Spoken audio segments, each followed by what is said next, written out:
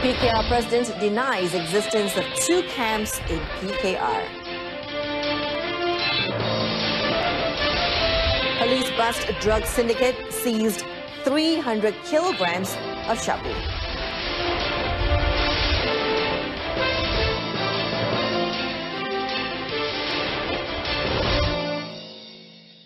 Good evening, you're watching News on 2. I'm Jessica Lee. Now, there is no truth to allegations of the existence of two factions within the Parti Keadilan Rakyat at the upcoming party elections. According to PKR President Datuk Seri Dr. Wan Azizah Wan Ismail, the party is united, adding that anyone can contest the post of PKR President. Saya menafikannya sekeras-kerasnya. Ada dua camp, Anwar dan Azizah. No, we have one camp. So maksudnya we have one team. Yeah, why? Masalahnya dalam kita dalam demokrasi, kita boleh calonkan sesiapa pun. Recently, PKR Secretary General Datuk Saifuddin Nasution was reported to have made claims about two factions in PKR, one of which wanted the post, currently being held by Datuk Seri Dr. Wan Azizah, to not be challenged, whereas the opposing party wanted Datuk Seri Anwar Ibrahim to return to politics by contesting in the party elections and be appointed as Prime Minister, later replacing Tun Dr. Mahathir Mohamad. Commenting on the Sungai Kandis state by-election following the death of its assemblyman Mat Suhaimi Shafiee last Monday, Datuk Seri Dr. Wan Azizah said PKR had shortlisted their choice of candidates and a decision would be made at the upcoming party leadership meeting. Commenting on the position of Dewan Rakyat Speaker, Datuk Seri Dr. Wan Azizah said a top-level meeting will be held soon to decide on the right person for the job. She said an initial list had already been submitted to the Prime Minister, to Dr. Mahathir Mohamad, for further scrutiny. The first Parliament session after Pakatan Harapan's win in the 14th general election will begin on July 16th for a period of 5 weeks, while the Dewan Negara sitting will commence on August 27th and conclude on September 13th. All military operations conducted by the army near the border during Aidilfitri celebration this year went smoothly and according to plan. Army Chief General Tan Sri Zulkifli Qasim said apart from border patrols, the army was also involved in overseas operations, namely in Lebanon and Mindanao in the Philippines. General Tan Sri Zulkifli said military operations such as border patrols will be continued all year long. He said army personnel and officers are currently on the highest alert as there are still threats to national security and should not be taken lightly. Daripada laporan-laporan yang kita terima harian, laporan harian yang terima, kita masih ada anggota-anggota ada buat tangkapan macam kemarin, main dulu tangkapan parti daripada Bangladesh, barang-barang penyelundupan. Jadi ini menunjukkan yang mereka sentiasa berwaspada, sentiasa memberi khidmat, tidak kira walaupun hari raya dan sebagainya. Tan Sri Zulkifli was met at an Aidilfitri celebration held at the Wadi Burn camp in the nation's capital. More than 6,000 visitors from the various branches of the army, including army veterans, attended the event. Also in attendance was Armed Forces Chief General Tan Sri Zulkifli Zainal Abidin. Now, police busted a drug trafficking syndicate with the arrest of 5 men and 1 woman during 4 raids conducted in Pulau Pinang and Kedah. Now, they also seized a whopping 300 kilograms of shabu worth 15.3 million ringgit. Bukit Aman Narcotics Crime Investigation Department NCID Director Datuk Seri Muhammad Saleh said police officers from Bukit Aman, Pulau Pinang and Kedah conducted the raids between 2 p.m. and 9 p.m. on Friday. The 5 men arrested were aged between 19 to 37 and the woman aged 30 is reportedly married to one of the men. Datuk Seri Muhammad Saleh said police also seized a car, cash in a variety of currencies and a luxury Swiss watch. Daripada sebelah sana. Di balik sebelah sana yang kita percaya dibawa ke selatan melalui kenderaan darat dan seterusnya ke sempadan kita dan dibawa ke Penang. Ada juga mereka bertanya, why Penang selalu sangat dapat kes-kes macam ni? Satu, saya rasa pasal dia punya kedudukan negeri Pulau Pinang ni memang kata orang negeri yang pesat membangun, mungkin lebih mudah kepada sindiket untuk bergerak. Agak susah, sukar dikesan.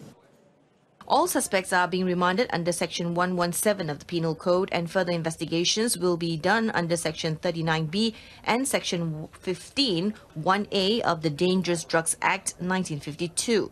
Datuk Sri Muhammad Saleh spoke to reporters during a press conference at the Bukit Aman NCID headquarters earlier today. 4 men were killed while another man broke his left leg after they were rammed by a car while relaxing at the BDC One Arena Commercial Centre parking lot at Jalan Chong Tien Vun in Tawau, Sabah early this morning. In the 1:15 a.m. incident, the car, driven by a 34-year-old woman, also rammed into a van and 2 other cars.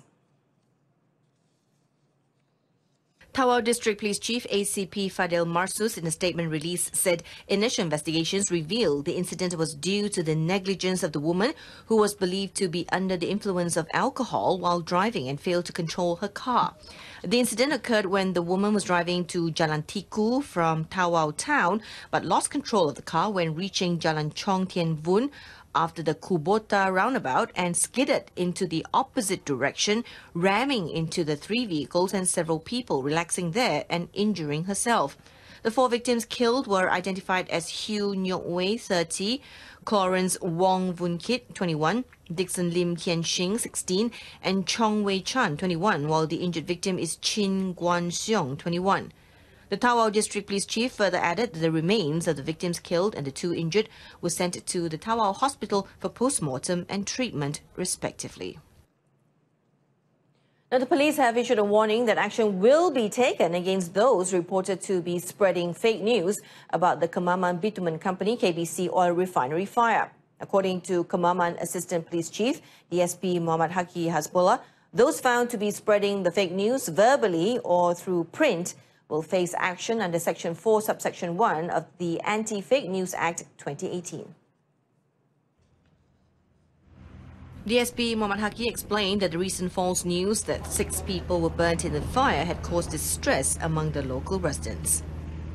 Siasatan akan dijalankan oleh pihak polis berdasarkan seksyen-seksyen yang termaktub dalam peruntukan undang-undang di atas berita-berita palsu yang disebarkan oleh pihak-pihak yang tidak bertanggungjawab. Saya menasihati sekali lagi masyarakat dan juga penduduk sekitar tidak perlu risau dan khawatir dalam keadaan situasi yang ada pada hari ini.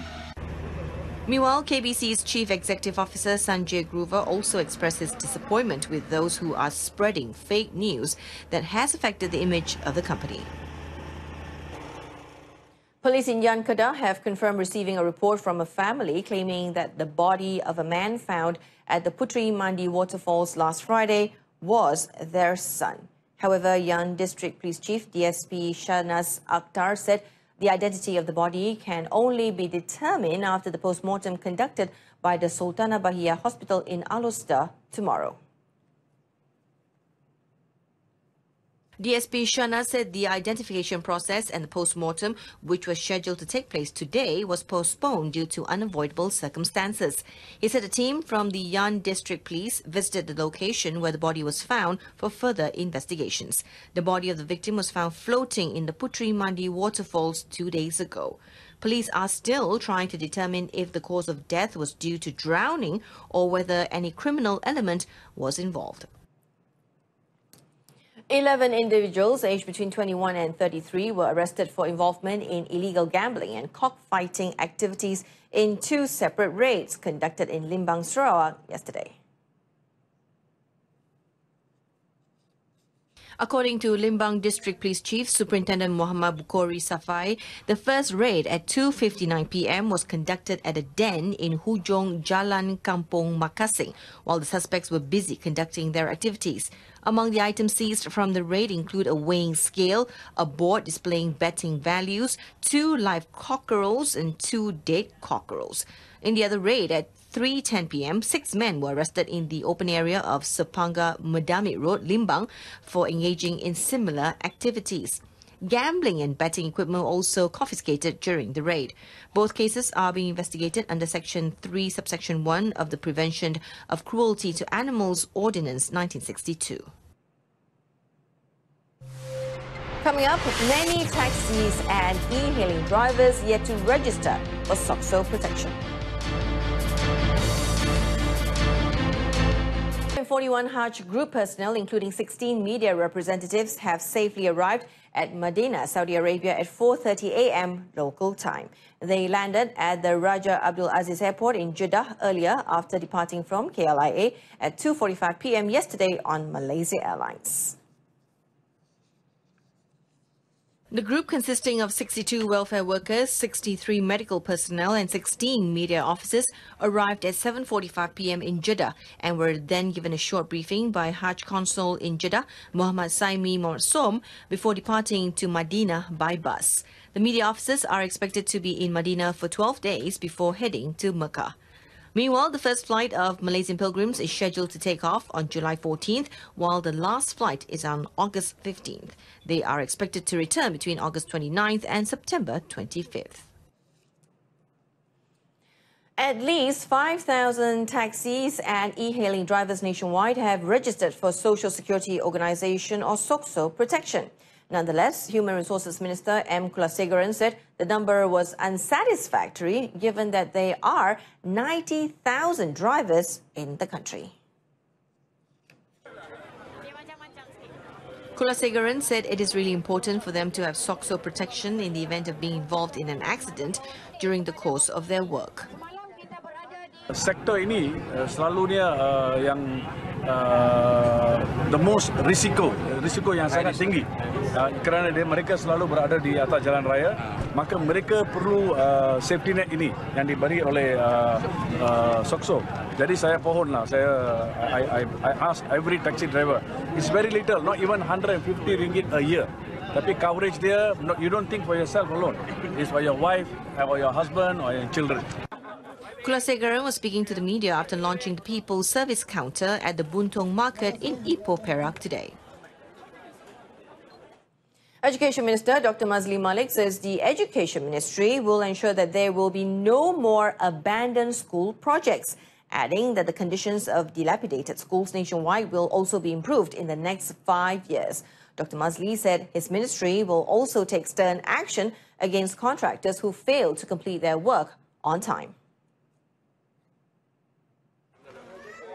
Dr. Mazli also said that spot checks will be carried out nationwide to ensure that the education and learning process in schools are not affected due to limited or incomplete facilities. Kita mengharapkan supaya mereka mempunyai mentaliti negara maju. Sebab kalau tidak, kita akan kembali kepada terma perjanjian. Mereka lebih tahu. Aspek keselamatan dan kualiti perlu dijaga, perlu diutamakan dan kita tidak akan bertoleransi dengan mana-mana isu kualiti dan juga isu keselamatan. The minister said this after visiting the construction site of the delayed Sekolah Kebangsaan Seberang Marang School project in Terengganu, which was supposed to be completed in February this year. Kelantan Domestic Trade and Consumer Affairs Ministry, KPDNHEP, has received 17 complaints on a scratch-and-win scam in the state since April involving a loss of 100,000 ringgit. Kelantan KPDNHEP Enforcement Chief Firdaus Zakaria said he believes the exact amount is bigger if more victims of the scam had come forward. He said investigations revealed that the scam was operated in supermarkets by offering free items such as perfumes or soaps. Jadi mereka ni masih lagi berterusan dan pihak kementerian akan meneruskan tindakan untuk memastikan supaya kegiatan perniagaan yang seperti ini kalau boleh dihentikan dan tidak mengambil kesempatan ke atas kelemahan pengguna. He was met at Kelantan KPDNHEP's Aidilfitri celebration today. He said most of the victims were senior citizens, but there were also a handful of professionals that had fallen victim to the scams, who usually chose the payment method via credit or debit card. FA Cup final, the Bukit Jalil's National Stadium hosted its first domestic final since the 2015 FA Cup final, but only approximately 44,000 fans turned up at the 87,000 capacity stadium as Pahang outplayed Selangor 2-0. Pahang dominated the game with Nur Azam Azeh and Safwan Baharudin controlling the midfield, while Muhammadu Sumare was a constant threat down the right wing. And it did not take long for the Elephants to take the lead as Sumare's cross in the 22nd minute was not dealt with, leaving Nur Azam Aziz to fire in an unstoppable shot from the edge of the penalty box. Buoyed by the goal, Pahang continued to have the upper hand over the Red Giants even after the half-time break. And in the 62nd minute, Brazilian Patrick Cruz extended Pahang's lead by converting a penalty after a foul inside the box. It marks the third cup triumph for Pahang, who also lifted the trophy in 2006 and 2014. Here's this evening's edition of News on 2. In our top story, drug syndicate busted as police seized 300 kilograms of shabu worth 15.3 million ringgit. Join us again at 12:30 tomorrow afternoon for more updates. Till then, I'm Jessica Lee. Good night and thank you for watching.